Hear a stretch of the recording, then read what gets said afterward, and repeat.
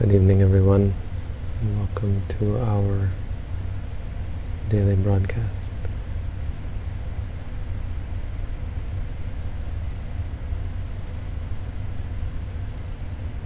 Today we're looking at the Anguttara Nikaya Book of Fours, Sutta number 28.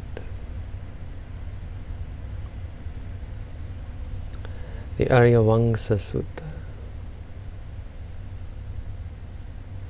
Vamsa means lineage or heritage. Arya, of the nobles.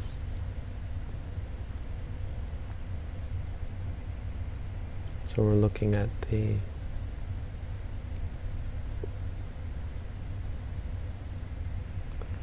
tradition of the nobles, or noble tradition. There's so much that is noble about what we're engaging in here.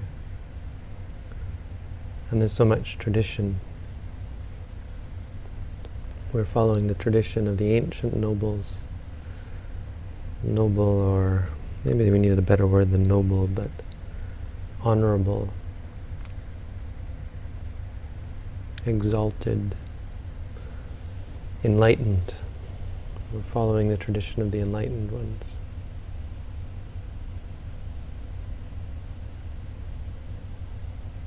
When you undertake the 5 precepts, this is the lineage. You intentionally decide not to kill, to steal, to cheat, to lie, to take drugs or alcohol. You undertake these rules.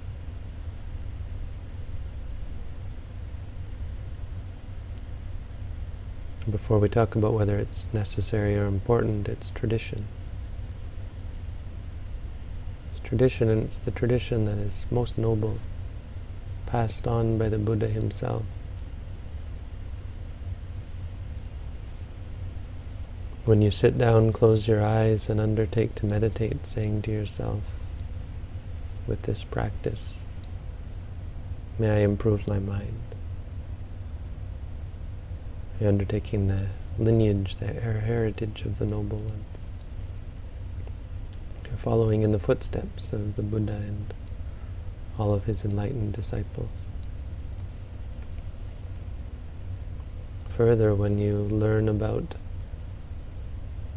the Buddha's teaching and 4 Satipatthana, and not just sitting in meditation, you practice meditation in the Buddha's way.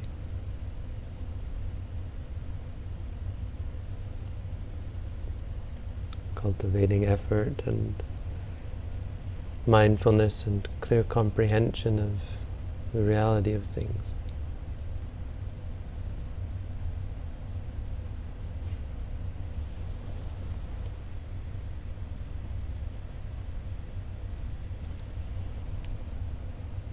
This is the heritage of the noble ones.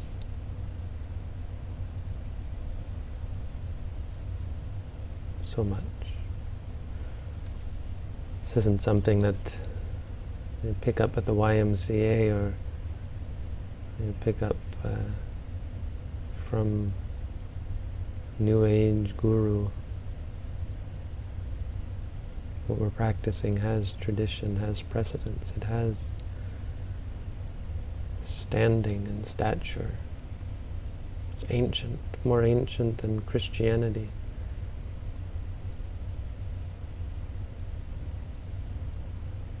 It's a very old teaching.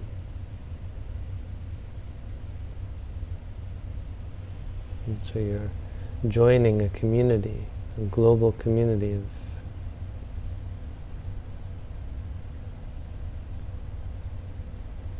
practitioners following the noble way. You might think you sit down and close your eyes and you're all alone and dealing with things that are very difficult to deal with. It's good to remember that you're part of something bigger. Right? This is what religion offers, something bigger to protect you, to nourish you, to to nurture your burgeoning spirituality.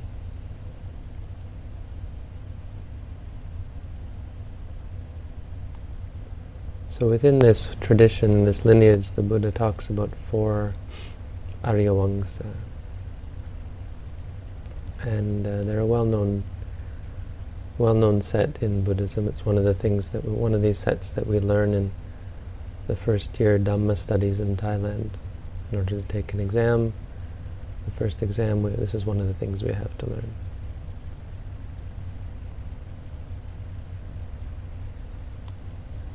So 4 traditions. Other religions have their own traditions, cultures have their traditions. What are the traditions of Buddhism? Well, they're quite simple.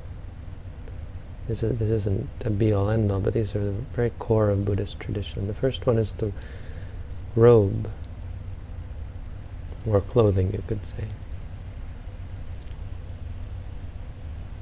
Here one is content with any kind of clothing, any kind of cloth. And they speak in praise of contentment with clothing. Not worrying about looks, not worrying about their appearance or their image. Not fussing with jewelry or makeup or hairdos.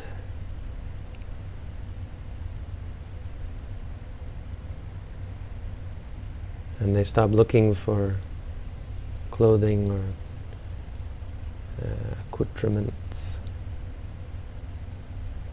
decorations.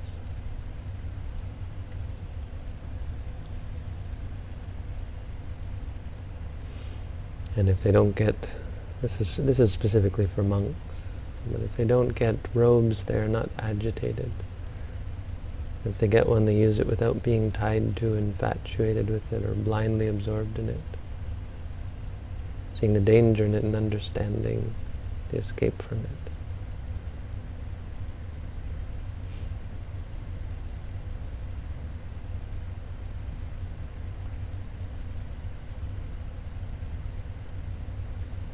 So this has to do with image. This has to do with our appearances, our personality, who we are, who we present ourselves as. This is a noble tradition, noble lineage. To not be concerned with appearances, not be concerned with the body.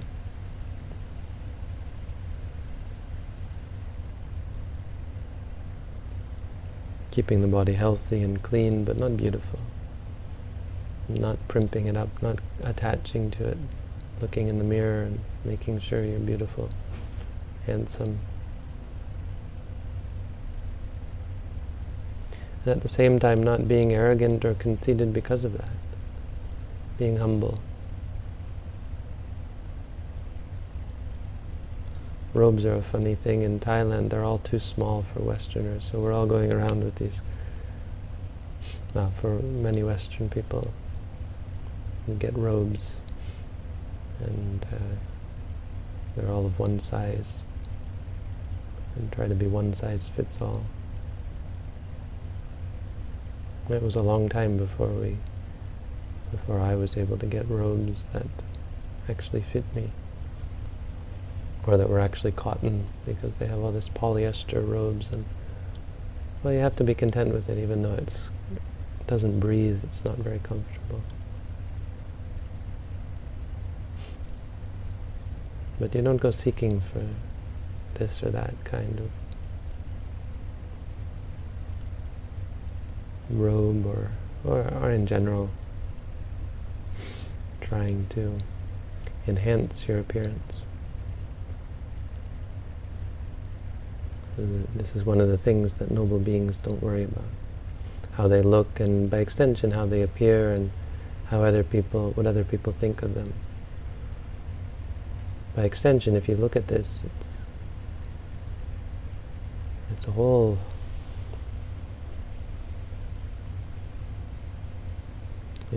intense sort of obsession that we have with how we look and how we appear and how what others think of us. This worrying and fretting and judging ourselves,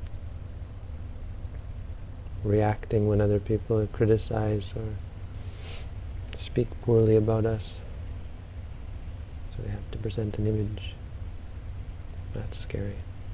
And it's a lot of work and a lot of stress and a lot of suffering. But for a meditator, for someone who's practicing the noble lineage, they stop worrying about that. They start to see it's not even real. And more importantly, they see that it's not, or more clearly they see that it's, while not being real, it's not even dangerous. Even if the whole world thought you were, what's the worst they could do? Think you are a terrible person. Doesn't really mean anything.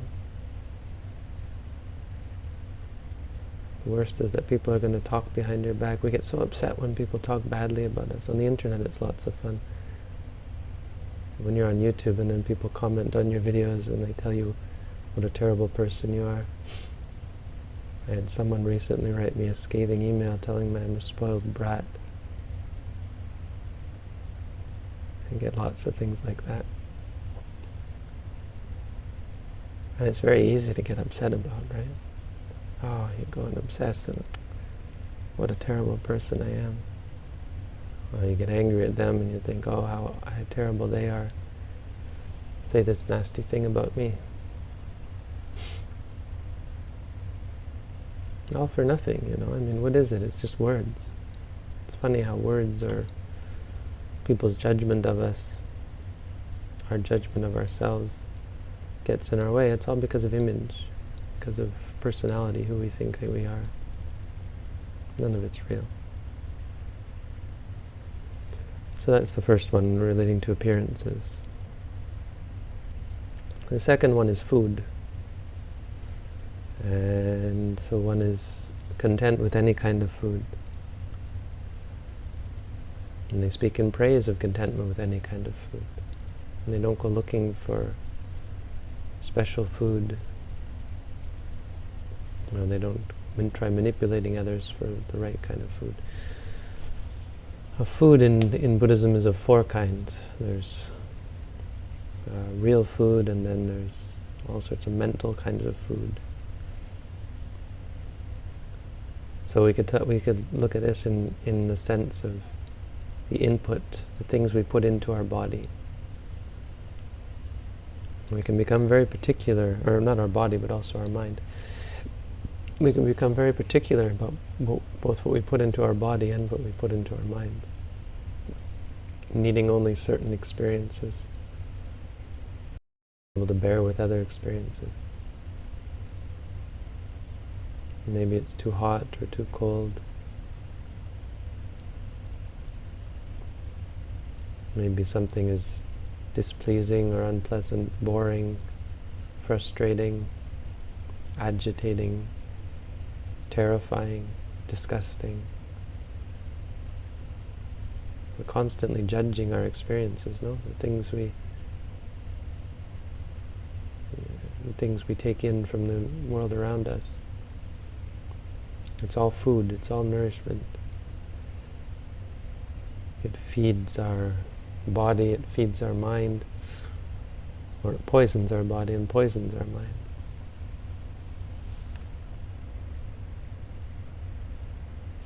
Most importantly, it poisons our mind. Good things, right? Good, healthy food can poison your mind. Even while it's nourishing your body, it's poisoning your heart. Filling it up with greed and attachment, addiction. Filling it up with ego and arrogance as you get stronger from the food, or healthier, or you feel good.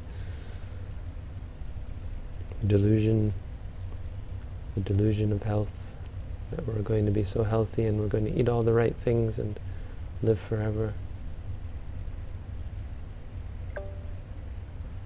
And we get very obsessed with what goes into our body for health or for pleasure.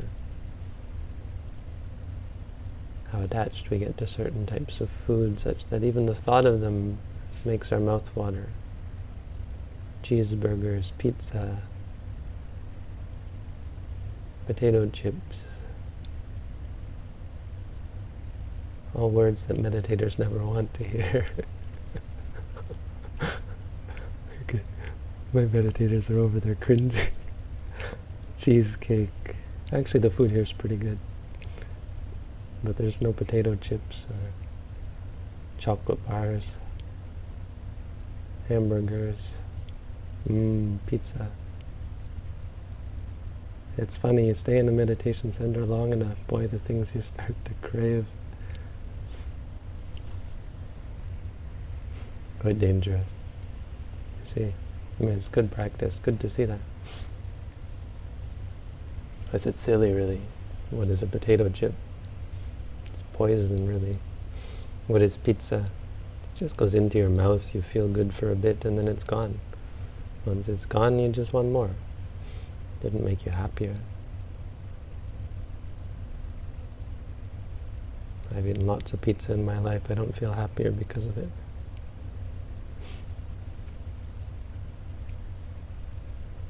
Our addictions. We get caught up, addicted to food. Food is the basic, you know. Everything else, of course, is involved. Now we're addicted to our cell phones. And someone was here a few days ago saying, you know, everywhere he goes, and it's true. It's amazing, you know. It's just exponentially worse, where absolutely everyone has sitting on the bus. Get on the bus. When you take the bus like I do, you get to see it. But even not on the bus, people walk around looking at their phones. Drive looking at their phones. Get in accidents looking at their phones. Anyway, food.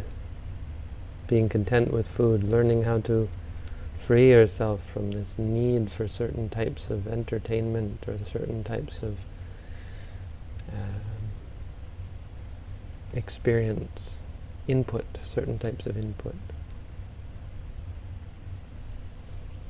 Being free from that, so you can be truly happy. Not worrying about, will I get this, will I get that? Will I not get this, will I not get that?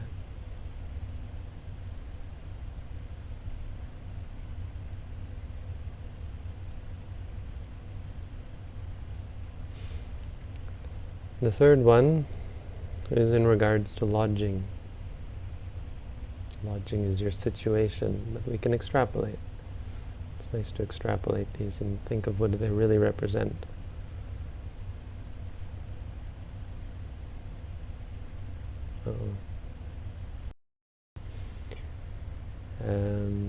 Lodging represents our situation. This includes lots of things.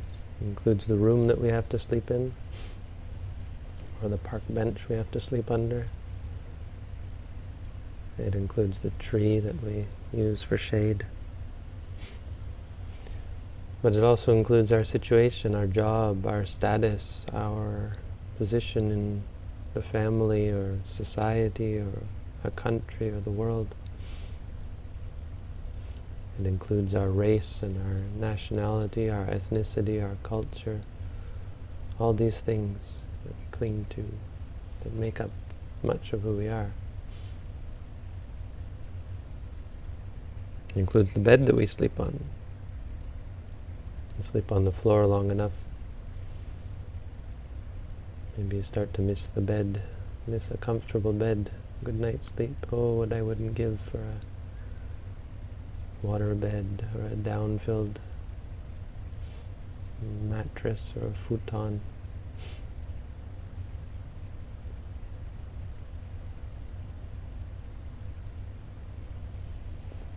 We crave comfortable chairs and seats, and we crave air conditioning. We crave beauty. Right? You come to our meditation center, you get an empty room, 4 walls. You might start to think, feel like you're going crazy because you don't have anything, any stimulation. It's easy to distract yourself when there's beauty around you, beautiful things. Or you can just turn on the music.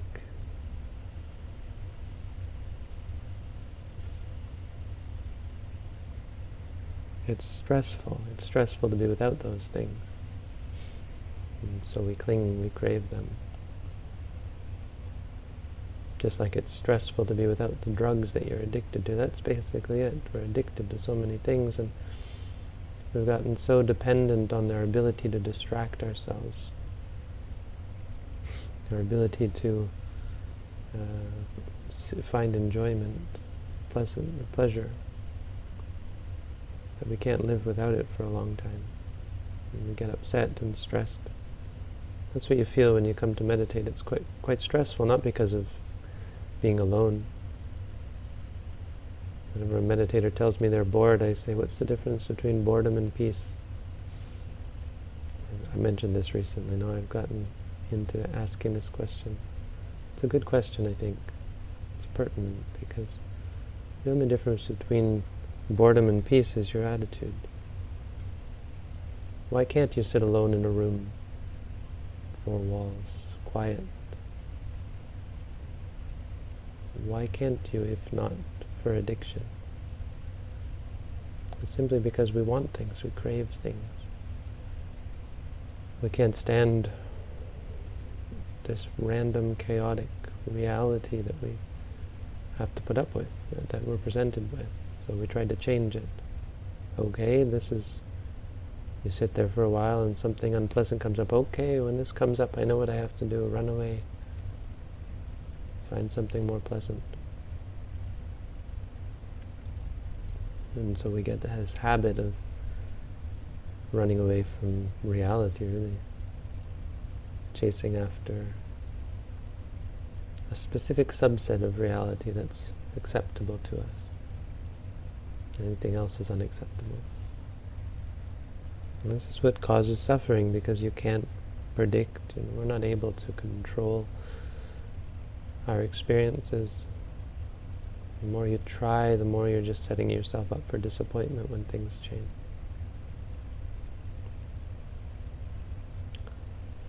So that's number 3, our situation. So stop worrying about our situation. If you become poor, if you become a bum living on the street, you're still living, and you're still alive.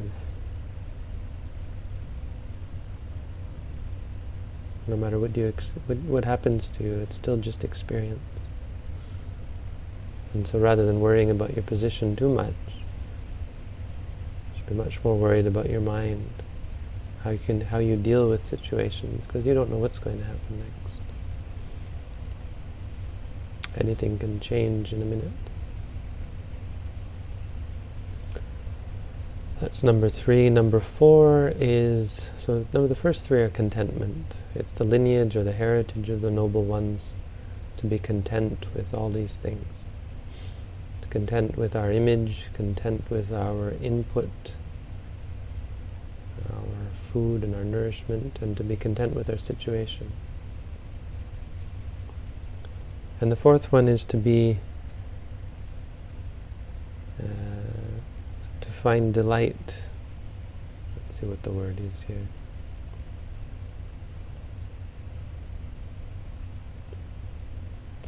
Arama, Rama, Bhavana Rama. Rama means to enjoy, to delight in bhavana, to delight in development, mental development. We should be delighting in it. We should be very happy to be able to sit down, close your eyes, and really do something about this huge mass of stress and suffering that we've gotten ourselves into. Do something about our minds. Don't just live with the imperfections in your mind, your bad habits that cause you suffering, that cause others suffering. Don't just live with them. Learn to overcome them. Learn to better yourself. Find ways to better yourself. This is what we should be doing.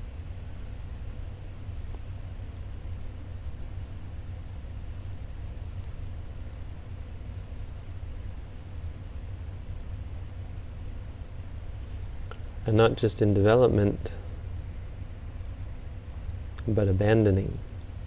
These are the two things. Bhavanaramo hoti bhavanarato. Pahanaramo hoti pahanarato. We should delight in developing wholesome states, developing states of mind that are for our own benefit and for the benefit of others, that make us better people. And abandoning those states that make us worse people.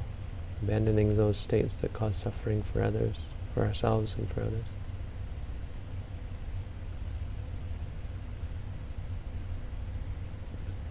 This is what comes from meditation. This is what comes from mental development.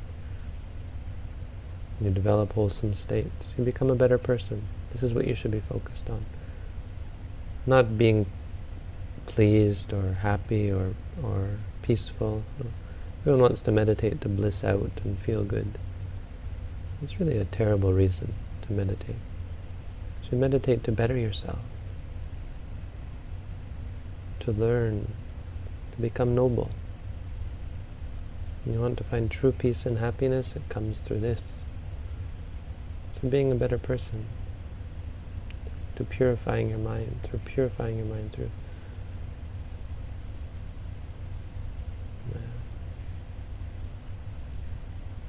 to becoming enlightened. Enlightened to what? Enlightened to the truth of reality. Simple stuff. Learning the truth about your own mind. What is the nature of my mind? Is it pure? Is it defiled? Is it good? Is it bad? Learning all the various aspects of your mind and refining them. It's a lot of work, but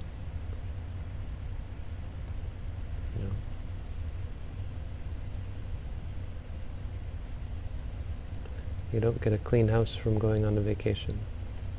Meditation isn't a vacation. It's about cleaning house. Removing all the dirt and defilement from your own mind so that you end up with a clean place to live. Abandoning those things that should be abandoning, cultivating those things that should be cultivated. This is the way, this is the noble heritage. So, that's our Dhamma for tonight.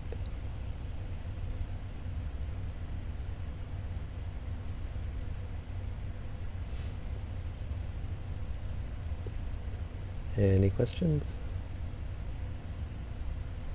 We have questions, Bhante. All right. If we are born, we are eventually caught up in samsara and thus suffering.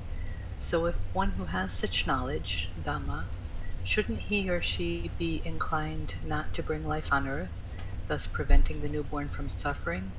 Thanks. We may also say new life gives opportunity to seek nirvana. Well, it's not, you're not giving new life. Whatever being that is already in samsara. You're just turning them into, giving them an opportunity to become a human. It's like you're creating a position in a company where you put an advertisement and advertise for the position. So, I mean, there might be a benefit to that, and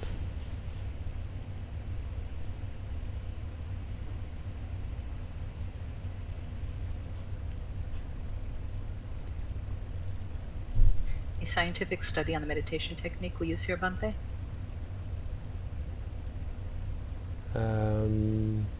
Well, I don't know what they used, but MBSR has done some studies. I don't know if they specifically use our technique. Mahasi Sayadaw compiled a bunch of stuff unofficially, and a lot of anecdotes, really. But anecdotal cases where meditators had cured themselves of various diseases. It was quite interesting. Certainly not scientific, but not in the modern sense, but it was certainly interesting to read. But if you look at the NIH or this government, U.S. government has a page on meditation. So I don't expect any of it's as in depth as what we practice. A lot of it's watered down, and just simple meditation, but they have some scientific stuff on this sort of, approaching this type of meditation anyway.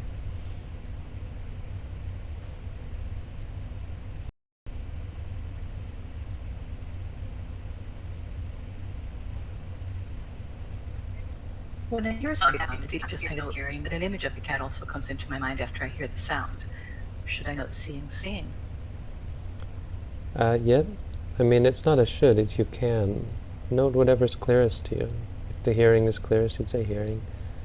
Of course, okay, a cat meowing, well the meowing's gone, and so then you'd move on to seeing. But like if you hear birds chirping and you both hear it and you see in your mind an image of a bird, doesn't really matter which one. Stick to one, because it helps you build concentration. You stick to one and your mind will learn to grasp things more clearly rather than jump back and forth. At least a little bit of concentration in that way. Of course, jumping back and forth, it's not technically wrong. You can say seeing, and then go to hearing. Just don't try to jump too much. It's not really helpful.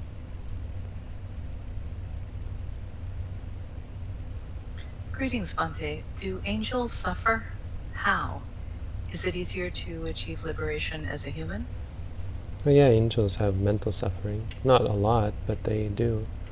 They can feel fear, and there's stories of angels when they realized they were about to die, they would get a lot of fear because they realized they hadn't done anything to deserve being an angel anymore. So when they die, they're going to go back to the human realm. That's clear suffering. They worry, they fear, they even get angry. Now, an angel dies if they get really angry. Apparently anger is one of the causes of death for an angel. Is it easier to achieve liberation as a human? I don't think so. Because if you look at the texts, there's this idea that, and it makes sense, that there were countless angels became enlightened listening to the Buddha. And they would come down in droves to listen to the Buddha teach and become enlightened. Being an angel is distracting, and it's easy to miss Buddhism because it's very brief in the time of an angel. So there's probably lots of angels who have just ignored the rising of the Buddha 2,500 years ago, and it's just going to be over for them, and then they'll be like, oh, a Buddha came? Oh, too late. But no, being an angel is pretty easy to become enlightened, especially if you've practiced as a human being. Go be born in heaven, and especially because there's lots of Buddhists up in heaven.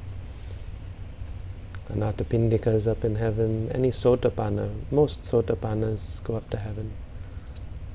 Mostly.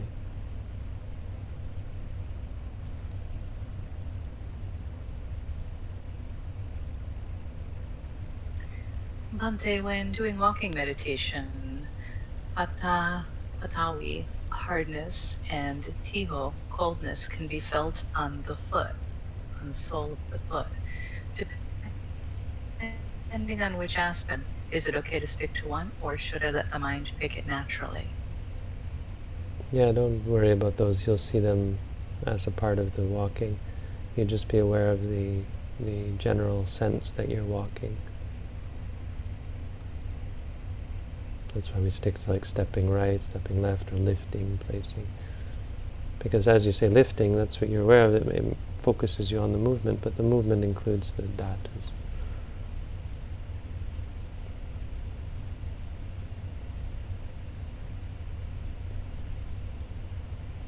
That's it. I remember reading something about, yes, it is, but I just had kind of an add-on question to that one. I remember reading something about walking meditation where it was talking about, when your foot rises, you can feel the heat, heat rises, and when your foot moves forward, it's like the air, and when it goes down, it's the water, and kind of the aggregates. And is that helpful, or is that too complicated? No, the only point there is that you would experience those. You will experience those as you meditate. I had one teacher, and it really kind of turned me off. He asked me to describe walking to him, I think what he was getting at was he wanted me to be able to break it up like that and to, say, oh, when you lift it feels like this, when you move. But I was like, it's just walking. Didn't really matter to me. And I still contest that you really have to know. I guess the point is, are you really being mindful? But the question then is how mindful, what does it mean to be mindful? Should you be aware of the particulars? Do you have to worry about the particulars? I don't know. For me, it's just lifting. This is moving, this is placing. You don't have to actually realize, oh, that's the fire element, that's the air element, that's the earth element. Yeah, of course, it depends who you ask. There are teachers out there that require it, but certainly not in Ajahn Tong's tradition. Thank you, Bhante. How do devas gain merit if they are in constant bliss? Well, bliss doesn't stop you from gaining merit. The angels can meditate. They can be kind to each other. They can teach. They can listen to the Dhamma. They can be kind to each other. They can practice, mostly they can practice meditation, all sorts of meditations, because they can sit still for a long time. It's true, they often bemoan not being able to offer to the Buddha. It's not easy for them to come down to earth and they can't just offer alms, that kind of thing. So there are certain types of good things they can't do.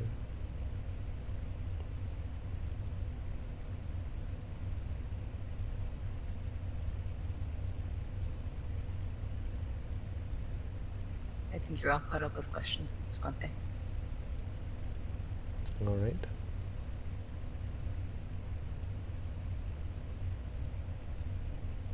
Okay, that's it then. Thank you all for coming out. Thanks, Robin, for your help. Have a good night, everyone. Hey, let me know if the video is better. I think people are complaining about the video being fuzzy. I think it should be clear, and I'm thinking it may be clearer now. So let me know. Thanks.